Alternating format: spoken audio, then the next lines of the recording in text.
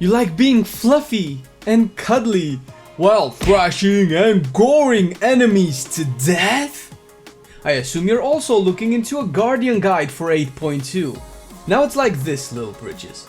All you gotta do is look for the bare necessities, the talents, gear, essences, and rotation, plus everything else that you need for Guardian Druids when it comes to Mythic Plus and raids. Starting off with the talents.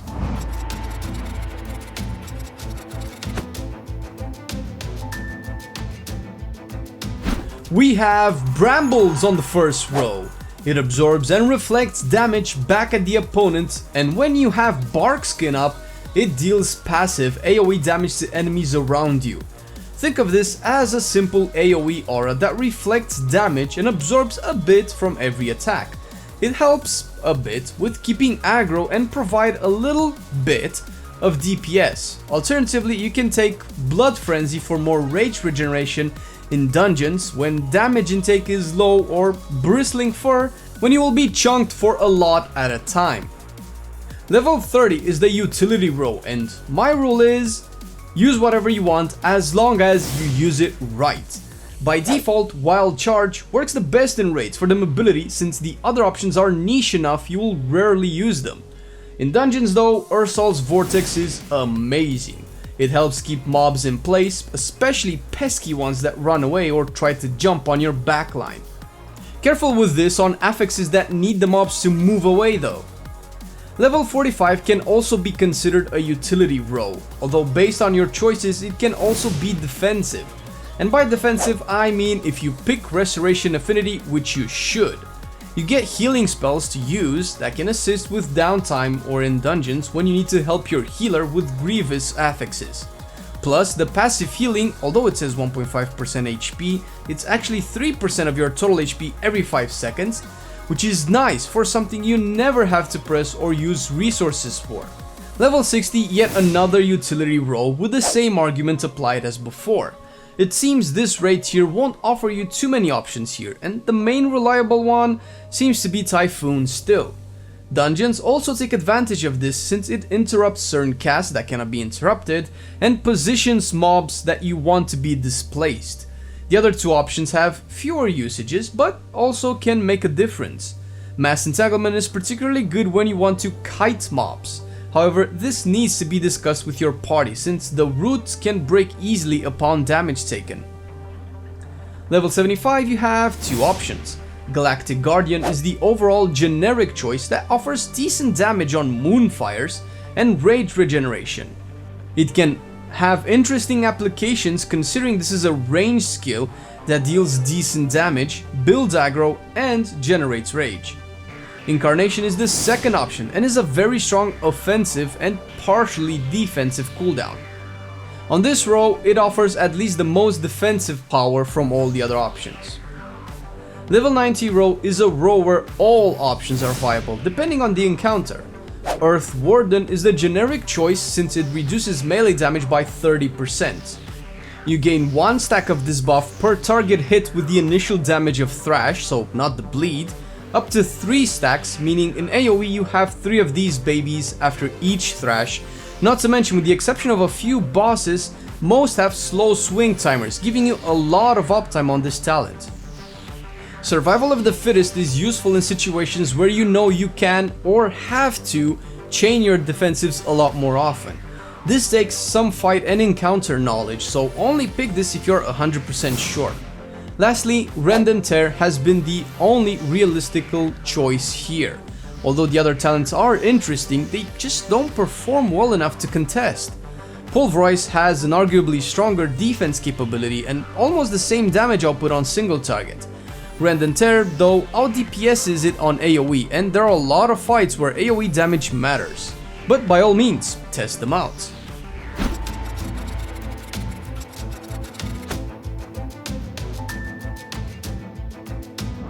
When gearing a tank and selecting the stats to focus on, you need at least a basic knowledge of what and how the stats influence your spec.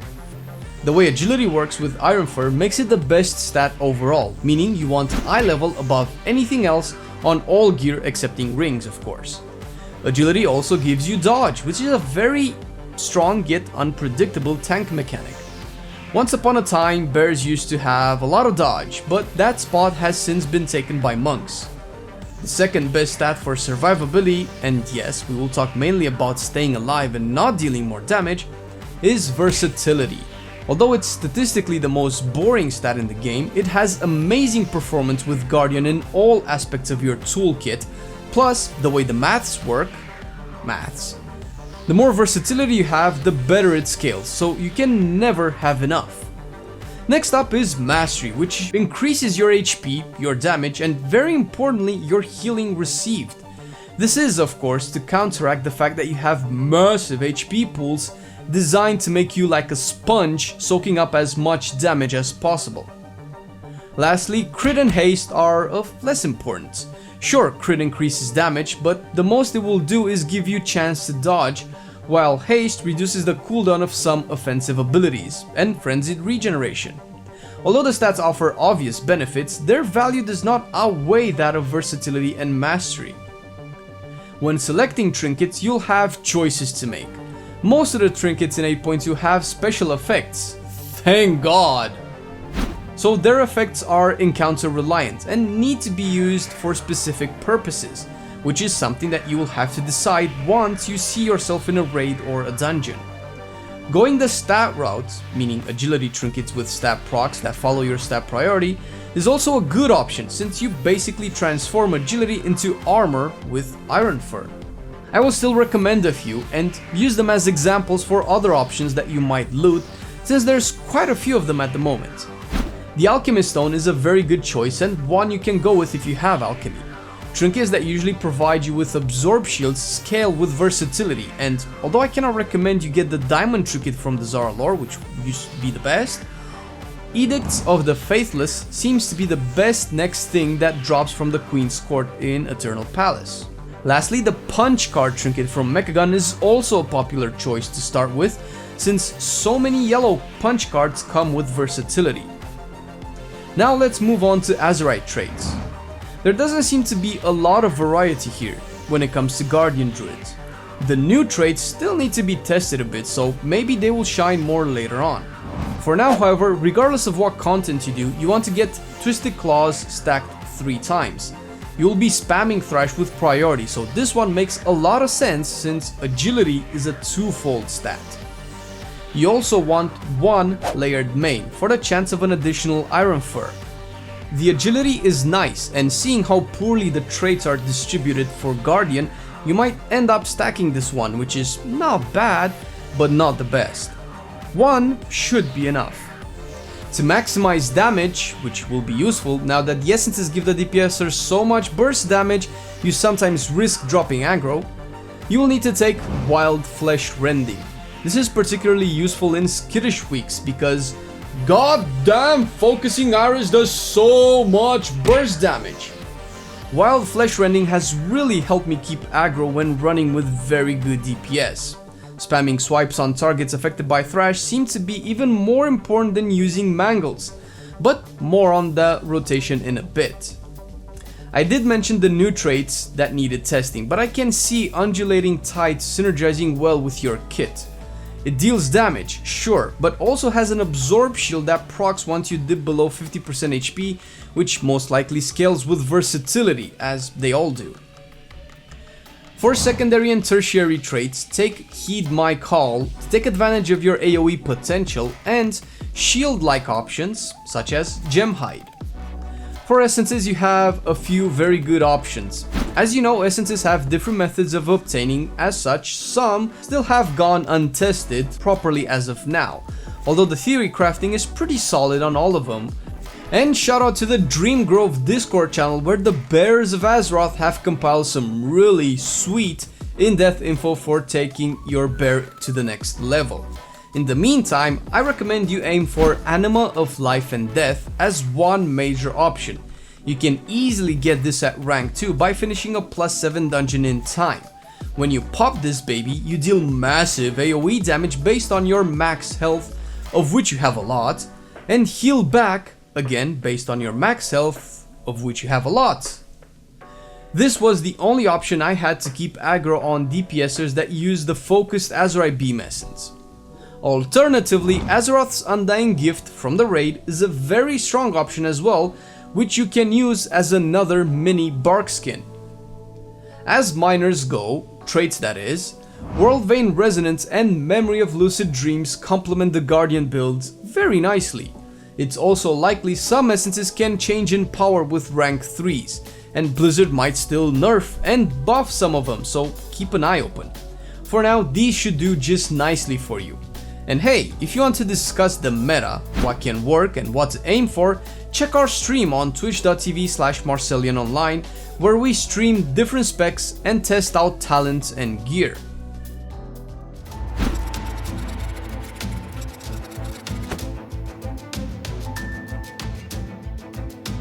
The main way Guardian works is you build Rage with Mangle and Thrash and spend it on Iron Furs and Frenzied Regeneration.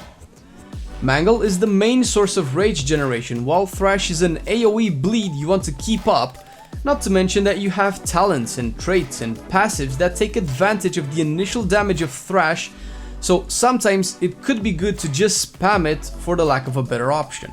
Supposedly you are taking Incarnation, you'll have 3 main defensive cooldowns. Bark Skin is a short one that lasts for 12 seconds, which is a very long time for a tank cooldown. It reduces all damage types taken, so you primarily want to use it versus magic damage. Survival Instincts lasts for 6 seconds, has 2 charges and a 4-minute cooldown. This one is your "oh shit" button. It reduces all damage taken by 50%, very strong. This is useful in situations where you are tanking stack adding bosses that aren't taunted in time, or the healers have trouble keeping you up. Incarnation is a pseudo defensive. It reduces damage taken by 15% and lasts for 30 seconds, which is one of the longest duration tank cooldowns in the game.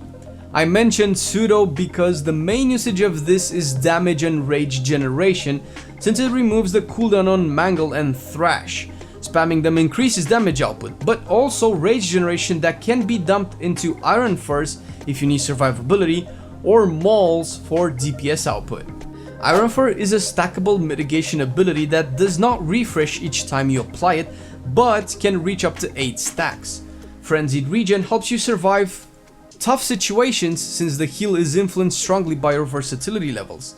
It's also good in Mythics, where you have affixes such as Grievous and you want to make your healer's life easier. Using it properly can make it so you heal yourself more than the healer, relieving insane pressure off of him or her. As far as the priority system when it comes to your rotation, keep up Moonfire and Thrash at 3 stacks on all your targets. Spam Thrash like mentioned for all the benefits it gives. Spam Mangle especially in single target. Consume Moonfire procs from Galactic Guardian regardless of the remaining duration on your target. Use Swipe as filler, especially with Wild Flesh Rending Azurite Trait. For AoE, especially large packs, and even more on skittish weeks, prioritize Swipe over Mangle and even Moonfire to maintain aggro on targets. Can the Druid tank become meta? It certainly has the potential. The changes it received in 8.2 puts it in a better spot, and in Season 2 it was already clearing keys over 20s. There's a lot more when it comes to tanking very high-end content, and our guides focus on the basics. The Dream Grove Discord channel is a good place to pick up in-depth tips, and the bears there are amazing. Shout out to you guys.